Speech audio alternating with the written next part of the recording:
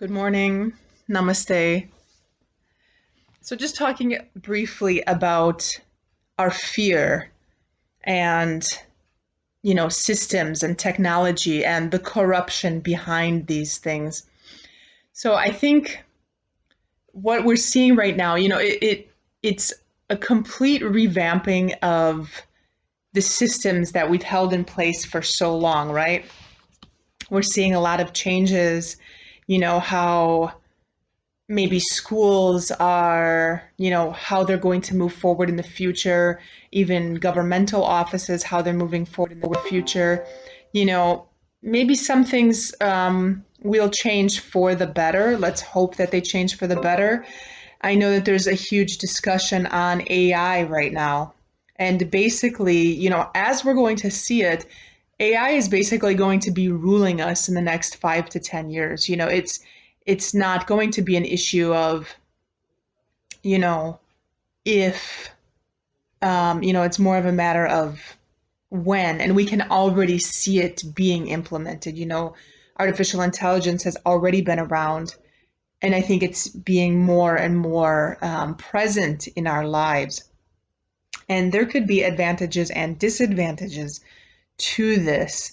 Advantages obviously is we like to think that technology makes our life easier, and in some cases it does. We have more efficient energy use. Food production has been made easier. Just even things with like more robots doing mundane work. So, these have been some advantages. So it has made our lives easier, but at the same time, it's made our lives more complicated because, we've taken the simplicity out of life, first of all, and we have almost become dependent on the technology. And this is where it could be a scary thing because we do have to remember that no matter how advanced the technology gets, it's still technology and it's still capable of error. And I just want to mention, the fear that is kind of like out there around this, surrounding this. Like, it is justifiable to have fear surrounding this because technologies are fallible. And, if we get into, we talk about facial recognition, which is, in Italy, for example, they already have the supermarkets now with they say that they're taking your temperature, but it's essentially face recognition. You have to put your face up to the screen to have the temperature taken. It's already there. And Italy is another thing. They've already discussed that Italy is kind of the testing grounds for all of this. And it's really sad. It's, the manner in which they're going about this, because this is where you see the corruption coming in. And, talking about the fear of technology, it's not the technology in say that we have to be fearful of. It goes back to the corruption that I just mentioned, the corrupt people that are behind it, right? Because anytime we have technology, anytime we have systems in place, it's not the systems or the technology that is necessarily the problem. Of course, technology can have flaws. We need to work out the flaws. This can always be improved, but it's the people that are behind it. And that is where, when we move forward into the 2020s, 2025, 2030s, as we move forward, it seems like a very scary place. And there's this word technocracy. Everything will be run by AI. We'll be completely enslaved, completely, 24/7 surveillance, controlled everything that we do. And this, this is what would happen if the corrupt people continue to rule over the world. So it's not necessarily the technologies, it's not necessarily the systems, but it's the people behind it. And this is what we need to be aware of. This is what we need to address. And this is what we need to work to eliminate. Because, if you go to the airport and, you have corrupt people behind the technology, then what's happening? You have to take your shoes off. You have to put your computer on the conveyor belt. You have to take off your jacket, your scarf. You have to have the mask. You have to have the temperature. You have to have the facial recognition, biometrics, check, check, check. It's one thing after next. It's complete control. And, now, with like the DigiPass that they want to do, in Europe, and everybody has to have like proof of vaccination and all of these things, it's one control after the next. And this is because we have the corrupt people in power. But if we think of it, it's not the facial recognition that's the evil thing. If I can go to the airport and, the only thing I have to do is have my photo taken and I can pass with no other checks, then that would almost be an easier thing. If I don't have to have vaccinations, I don't have to have the mark of the beast, the proof of vaccination or a tattoo on my skin, or I don't have to have, a million checks. It would actually be easier. But, we have to address the fact that first the technology has to be functioning, because if it scans my face and it tells me I'm someone who I'm not, this is already a problem.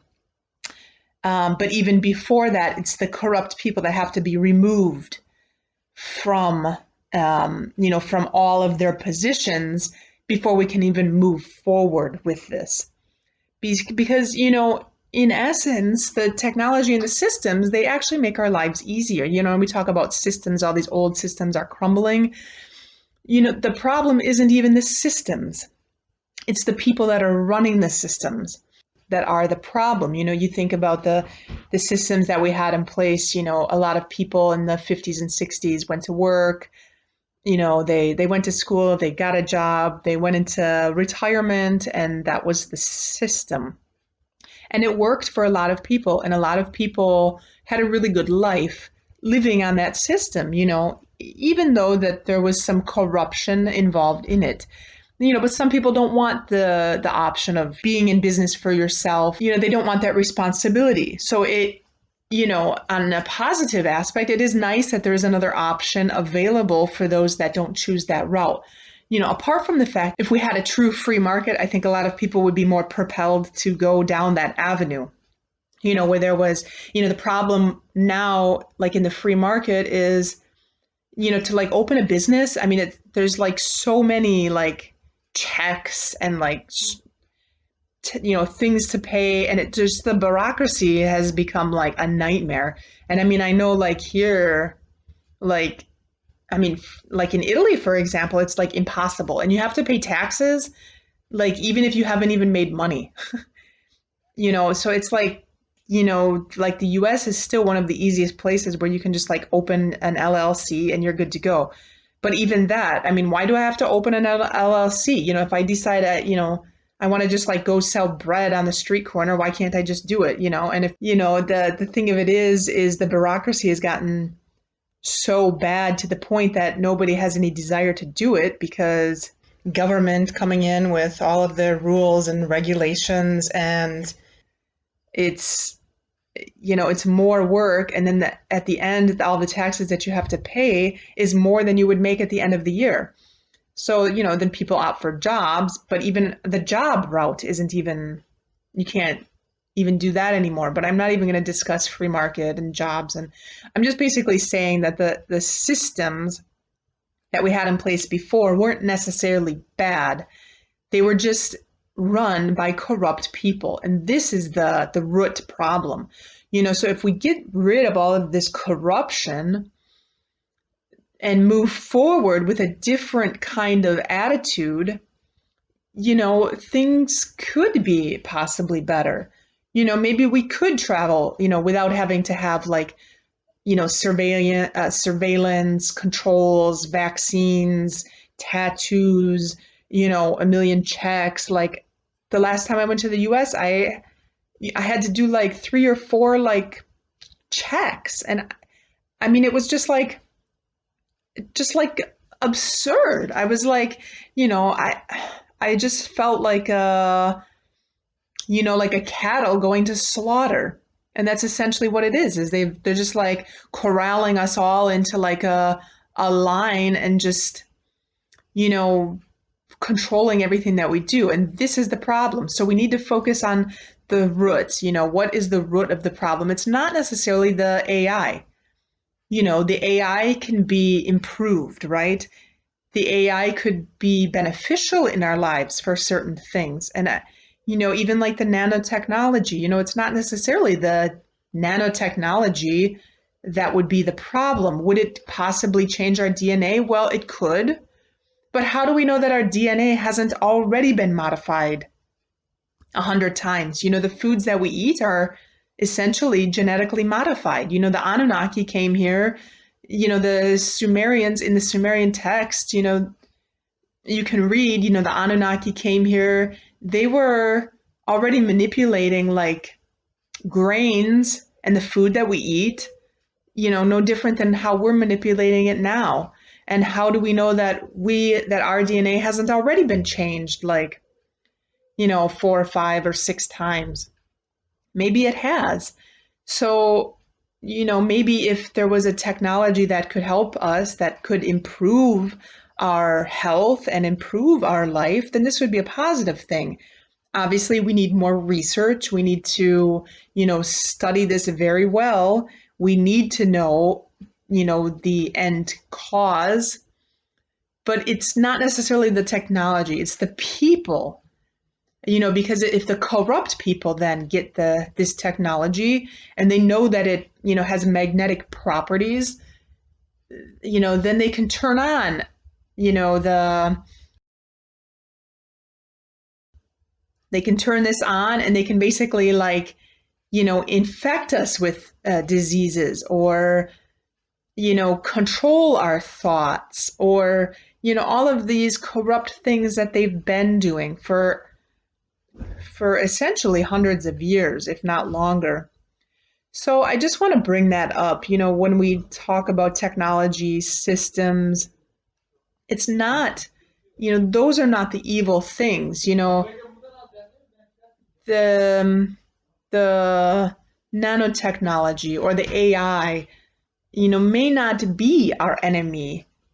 We have to look to the people that are behind these things, and we have to see what their intentions are, because this is where the problem lies. And once we get these people out, maybe then we can move forward towards a more peaceful future. So I just want to bring these couple points up this morning. Let me know any thoughts, comments, suggestions. Um, hit subscribe if you want to subscribe, and namaste.